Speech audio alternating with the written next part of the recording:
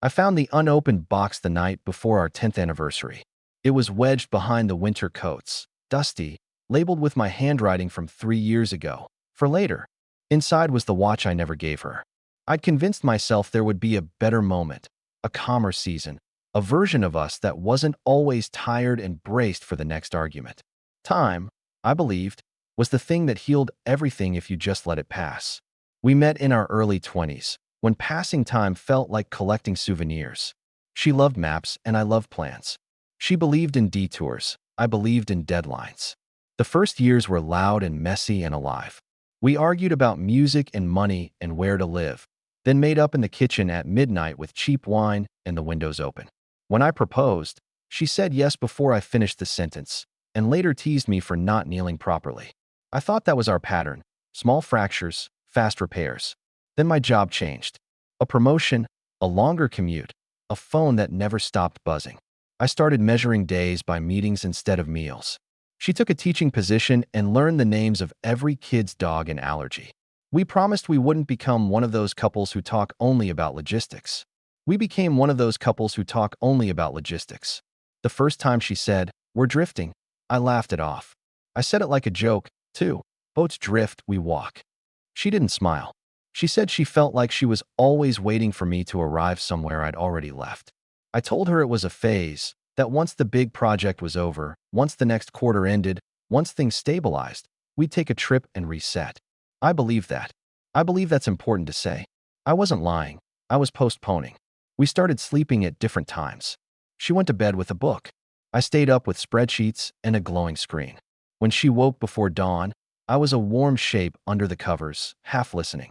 On weekends, I ran errands like a marathon and called it togetherness. She asked for walks. I said we could walk later. Her father got sick in the winter. I offered to drive her to the hospital on Saturday, but Saturday became Sunday, and Sunday became a video call from the parking lot. She didn't raise her voice. That made it worse. She started writing things down, what she needed, what she felt, like minutes from a meeting. I told her we didn't need agendas for our marriage. She said we needed witnesses. The fight that mattered didn't sound like a fight. It sounded like weather. She said she was lonely in a room with me. I said loneliness had nothing to do with proximity. She said it had everything to do with attention. I told her time would fix it. She said time was what was breaking it. We agreed to give each other space without calling it that. She took a short-term course across town and started coming home late with stories that had new names in them. I pretended to be glad she was finding herself. She pretended not to notice how often I checked the clock. We passed each other like commuters, trading keys and sentences. On our 9th anniversary, we went to a restaurant with dim lights and heavy menus. I ordered the thing I always ordered.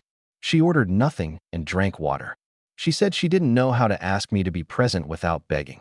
I said I was present. I was sitting right there. She said sitting wasn't the same as staying. I told her we were tired, that seasons change, that love wasn't fireworks forever. She asked if I remembered the last time I'd asked her a question that didn't have an answer in my calendar. I didn't. When she moved into the spare room, I said it was practical. When she stopped touching my arm in the hallway, I said people get busy. When she asked for counseling, I said after the deadline. There was always a deadline. The night I found the box, the apartment was quiet in the way that feels rehearsed. Her suitcase was by the door, zipped, patient. There was a note on the counter, folded once. It said she was going to her sister's for a week to think. It said she loved me, but couldn't keep waiting for the version of me I kept promising. It said time wasn't neutral, it was a direction. I sat on the floor with the watch in my hands and tried to decide when later had turned into never. I replayed every almost, every soon, every after. I wanted to believe that if I gave her a week, or a month, or a year, the gap would close on its own. I wanted time to be the hero of our story. I didn't see that time was already the antagonist. The week she left stretched like an empty hallway. I told myself it was temporary, that absence would make the heart do something useful. I cleaned the apartment as if it were a hotel room I needed to return in better condition. I lined up my shoes. I washed the mug with the chip in it because she loved it. I practiced what I would say when she came back, sentences that sounded responsible and late. We texted like coworkers. Did you eat? Long day. Talk tomorrow. I waited for an opening that never came. On the third night, I drove to the river and sat in the car with the engine off, watching the lights fold on the water. I tried to remember the last time we stood there together and argued about which bridge looked older. Memory turned out to be a room with too many doors. When she returned, she carried her suitcase like it was lighter than before. She said her sister had a spare couch and a loud clock and time to listen. I joked about clocks. She didn't laugh. We made coffee and kept it between us like a small table. She said she needed us to try differently, not harder. I asked what differently meant. She said it meant now. We booked counseling and circled the date on the calendar. I told my boss I needed Tuesdays free. The first session felt like translating ourselves into a new language with too many vowels. The counselor asked what we missed about each other. I said her certainty. She said my curiosity. The room went quiet as if both words had dropped and cracked. We were assigned exercises, weekly walks without phones, questions that weren't about money or plans, a rule about listening until the other person finished. We did the walks. We broke the rules. I learned things I should have known. That she felt like a guest in her own life. That she'd stopped telling me about her fears because I treated them like projects. She learned I felt like a failure who kept promising upgrades I couldn't install. For a month, it looked like progress. We cooked twice a week and burned one meal and laughed about it. We went to the park and watched kids practice riding bikes. She took my hand without checking first. I thought this was time doing its job. Then the project at work expanded like a storm cloud. My phone buzzed during dinner. I silenced it and felt the silence accuse me. She said we needed to protect the evenings. I said I just needed 2 weeks. 2 weeks became 3. 3 became a pattern. The old fight came back wearing new clothes. She said the effort only existed when there was a threat. I said that was unfair. I was trying. She said trying that expires isn't trying. I said she didn't understand pressure. She said she understood waiting.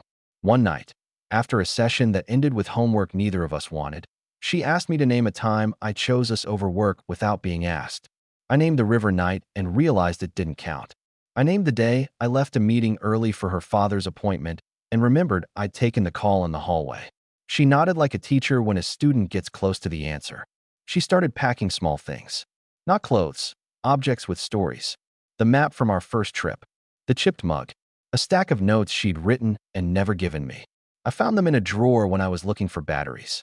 They were dated, careful, and full of sentences that sounded like mine but better. I put them back as if the drawer could forgive me. I suggested a big gesture. A trip. A reset. She said she didn't want a vacation from our problems. She wanted a life where they didn't follow us like luggage. She asked me if I loved her or the idea of us becoming easy again. I said both. She said only one of those lived in the present. The last session was quiet. The counselor asked what we were afraid of. I said losing her. She said losing herself. The counselor said those fears weren't opposites, but they weren't the same road either. That night, we lay in bed like two people waiting for different trains. I watched the ceiling and thought about the watch in the closet, the box I'd labeled for later. I wondered how many of my choices had that label. I wondered if time fixes what attention refuses to face. She left on a Tuesday morning, which felt intentional, like choosing a weekday to prove it wasn't dramatic. I watched from the doorway as she lifted the suitcase over the threshold.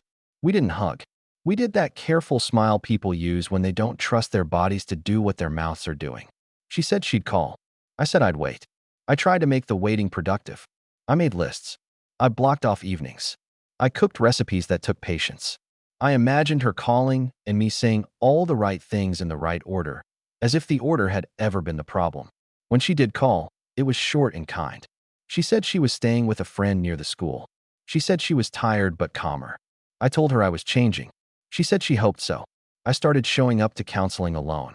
The chair across from me stayed empty like a held breath. The counselor asked what I wanted now. I said I wanted time. She asked what I would do with it. I didn't know. She asked what I had done with it before. I knew too well. I went through the apartment like an archivist. Every object had a date. The couch we bought on sale because we needed somewhere to sit while we argued about curtains. The photo frame with the river bridge behind us. The spare room that had turned into a border. I kept the place clean in case she came back, and in case she didn't. Weeks turned into a season. The city changed coats. Leaves fell into the cracks of the sidewalk and stayed there. We met once for coffee. She wore a sweater I didn't recognize and a calm I did. She said she was learning how to be alone without feeling like she was abandoning someone. I said I was learning how to be with myself without outsourcing it to work. We talked about neutral things. I asked if she missed me. She said she missed the person we were when we believed we had time. She asked if I'd read the notes in the drawer. I admitted I had found them. She said they were the things she couldn't say without crying. I said I was sorry I made her write instead of speak. She said she was sorry she stopped knocking when the door didn't open. I offered the trip again, smaller this time. A weekend. No phones. She said she didn't want to practice being happy with me. She wanted to know if we could be honest. I said honesty was the plan. She said it had always been the plan. When she finally said the word, it sounded like a diagnosis. She said she wanted a separation with a timeline. I asked how long. She said long enough to see if we were choosing each other or just choosing not to decide. I signed the papers with a pen that ran out of ink halfway through my name. We laughed at that, which felt like a betrayal and a mercy. Living apart was quieter than I expected. The evenings had no shape. I went to the gym and learned the names of muscles. I read novels where people solve things by talking. I called my mother and learned how much she knew without saying. Time passed. It always does. We set a date to talk about the future. I rehearsed again, but this time the sentences were shorter. I told her I had learned to put the phone down. I told her I had learned to listen without building a response. I told her I wanted us, not later now. She listened like someone watching weather approach. She said she believed me. She said belief wasn't the same as safety. She said she had grown into someone who didn't want to measure love by patience. She said she wanted to come home to a life that didn't require translation. I asked if there was someone else. She said there was a version of herself she didn't meet until she left. I asked if that meant goodbye. She said it meant she couldn't promise a return. When we stood up, there was no ceremony.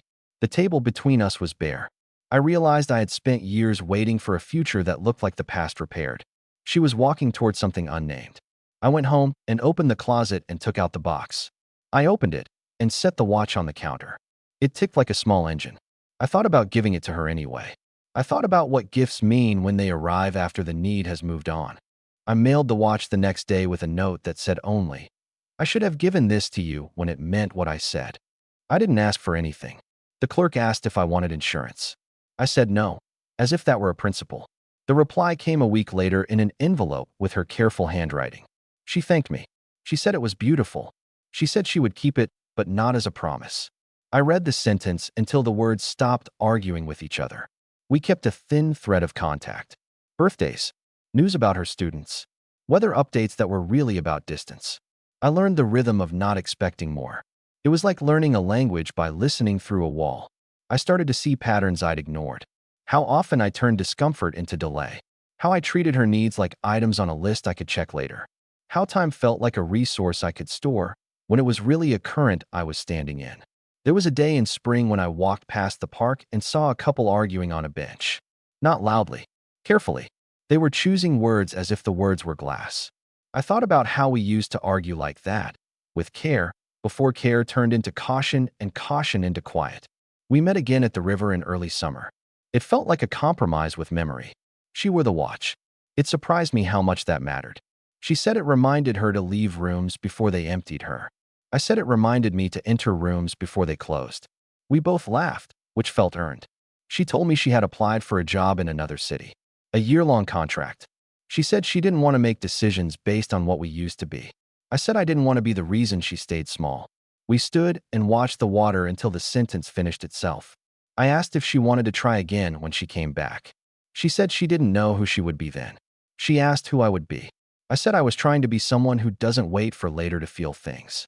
She said that sounded like a start, not a guarantee.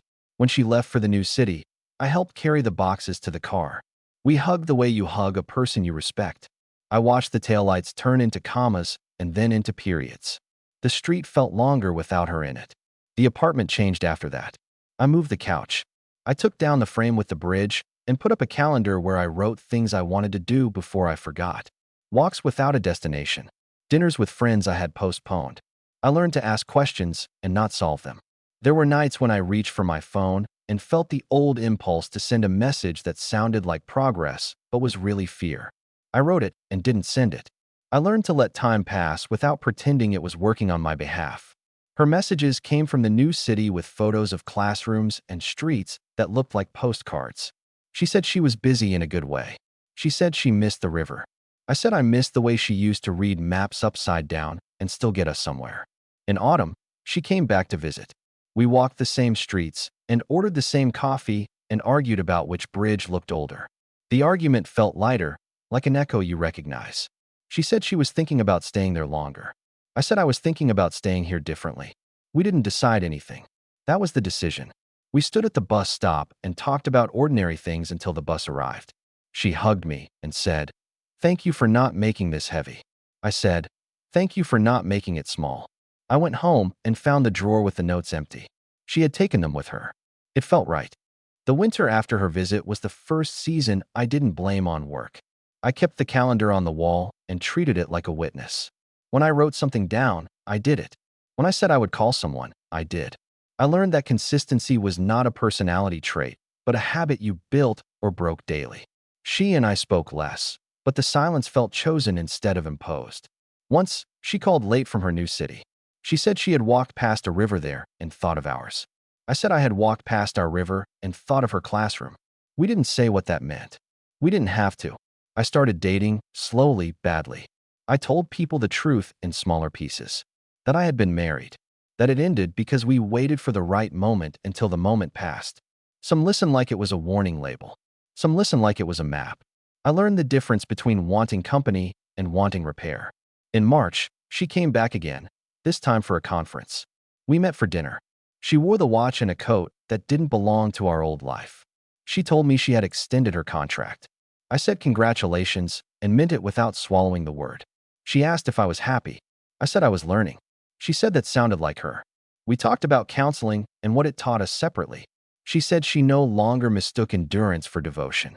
I said I no longer mistook urgency for importance. We compared scars like travelers compare weather. There was no competition in it. After dinner, we walked to the river. The bridges looked older. Or maybe we did. She said she sometimes wondered what would have happened if we had fixed things earlier. I said I sometimes wondered what would have happened if we had broken them sooner. We stood with the questions and let them be what they were, not instructions. She asked if I still wanted a future with her.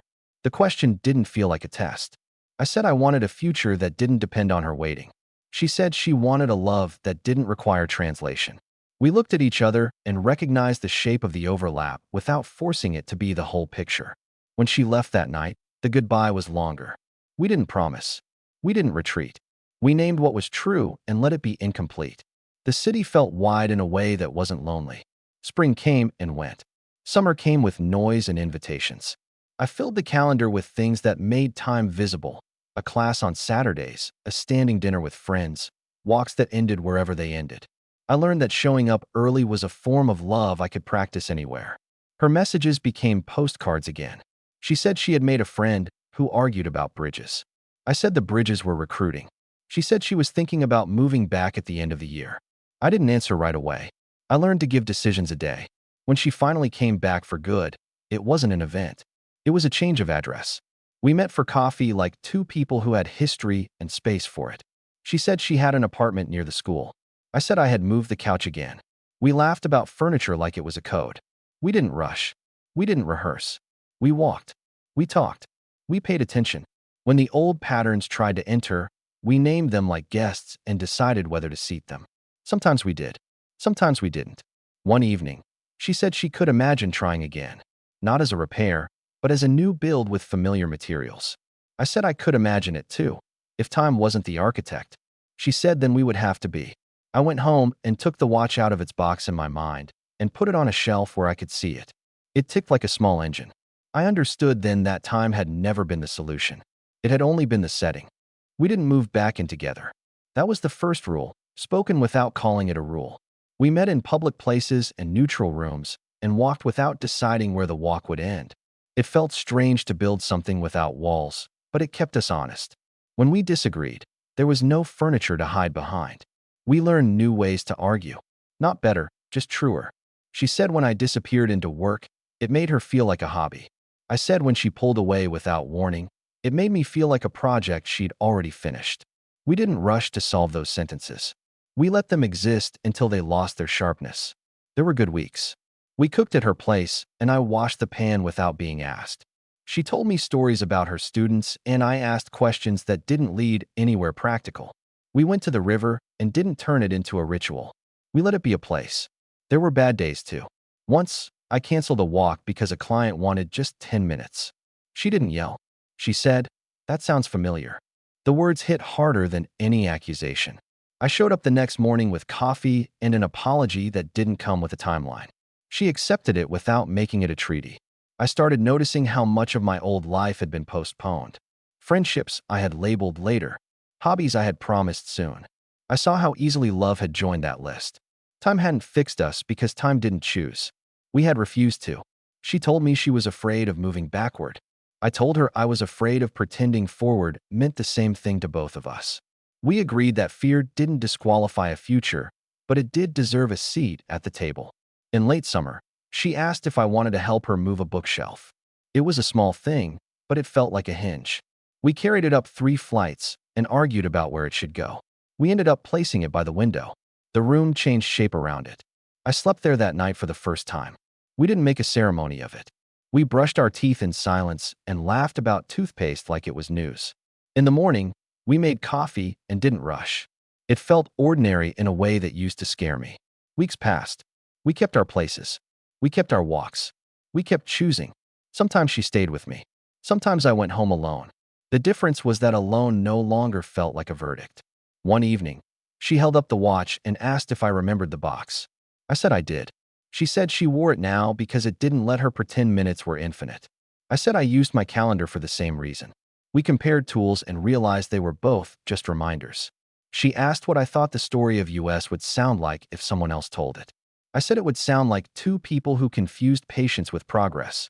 She said it would sound like 2 people who learned the cost of waiting. We didn't argue with either version. When autumn arrived, the city changed coats again. We stood on the bridge and watched the water do what it always did. She said she didn't want to move in together yet. I said neither did I. We both smiled like people who had learned a language by speaking it. I understood then that time hadn't been our enemy. It had been our excuse. We had used it to delay decisions we were afraid to make. Now we were making them slowly, without pretending the clock was on our side. A year after the box in the closet, we met at the river on a day that couldn't decide what season it was. Wind like winter, sun like spring. She brought 2 coffees. I brought a folded piece of paper and didn't unfold it. We watched the water until the conversation found us.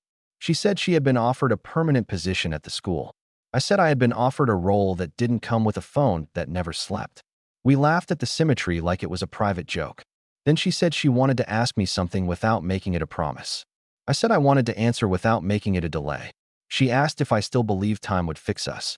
I looked at the bridges and thought about how many times I'd crossed them while waiting for something to change on the other side.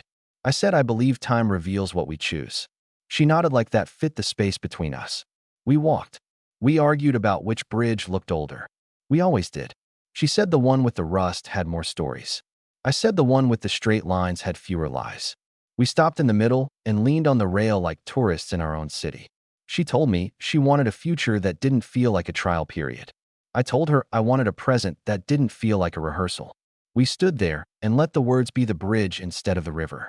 We talked about moving in together in a way that sounded like planning and not like rescue. About chores and mornings and where the bookshelf would go. About rules that were really agreements. No phones at dinner, no later, without a date. No pretending silence meant peace. We didn't sign anything. We didn't swear. We did the strange thing of trusting a conversation. That night, we carried the bookshelf down 3 flights and into my apartment. It fit by the window as if it had been waiting. She set the watch on the shelf where the sun touched it in the afternoon. It ticked like a small engine, and I felt the sound in my ribs. The first week was ordinary and hard. We burned pasta. We argued about laundry. I took a call I shouldn't have and hung up when she raised an eyebrow. She left a note on the counter that said, "Back in 10, and came back in 9. We learned each other's mornings again. We learned how to apologize without making it a spectacle. One evening, I found the folded paper in my pocket and unfolded it. It was a list of things I had promised myself to do before I lost them to time. Walk without a destination, ask questions without answers, choose without waiting. I pinned it to the fridge. She added one line in her handwriting. Say when it hurts. We didn't become the couple we were. We became the couple we could be. The difference was not dramatic. It was visible. We showed up. We finished sentences. We let fear sit down and didn't let it drive. On our anniversary, we didn't go to the dim restaurant with the heavy menus. We cooked at home and argued about salt. She gave me a map with a route drawn in pencil and a note that said, "Detours allowed." I gave her a calendar with a circle around today and a note that said, "Now is a place."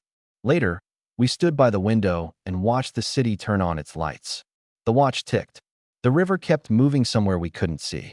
I understood, finally, that time had never promised to fix us. It had only offered to pass. What changed was that we stopped asking it to do our work. I used to think love was something you waited for until it became easier. Now I know it's something you practice until it becomes honest. Time didn't fix us. We did.